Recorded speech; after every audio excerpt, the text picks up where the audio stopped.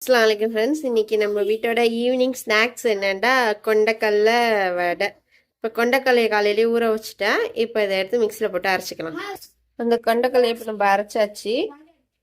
பாதியை குறண்டும் பாதியை நல்ல நைஸாகவும் அரைச்சிக்கணும். இப்போ வந்து அதுக்கு வெங்காயம் கருவேப்பிலெல்லாம் கட் பண்ணி வச்சுருக்கோம். இப்போ அது கூட சேர்ந்து போட்டு பனைஞ்சிக்கலாம். சேர்த்து அரைஞ்சி வச்ச வெங்காயம் கருவேப்பிலை போட்டாச்சு. இதில் உப்பு போட்டிருக்கு. அதுக்கப்புறம் பெருங்காயத்தூள் போட்டு இப்போ நம்ம இதை பனைஞ்சி விடலாம். அடுப்பை ஆன் பண்ணி அதில் சட்டியை வச்சு எண்ணெய் ஊற்றி வச்சு எண்ணெய் சூடாகணுன்னா நம்ம வடையை போட்டாச்சு. வடை இப்போ பொன்னேரம் ஒரு பக்கம் ஆயிடுச்சு. இன்னொரு பக்கம் திருப்பி விட்டு வைப்போம். இது நல்லா கோல்டன் ப்ரௌன் நேரத்துக்கு வந்த பிறகு நம்ம தட்டையில் எடுத்து வச்சுக்கலாம். இந்த மாதிரி எல்லா வடையும் பொரித்து நம்ம எடுத்துக்குவோம். வடை நல்லா பொரிஞ்சிச்சு. இப்போ நம்ம எடுத்து வச்சுருவோம்.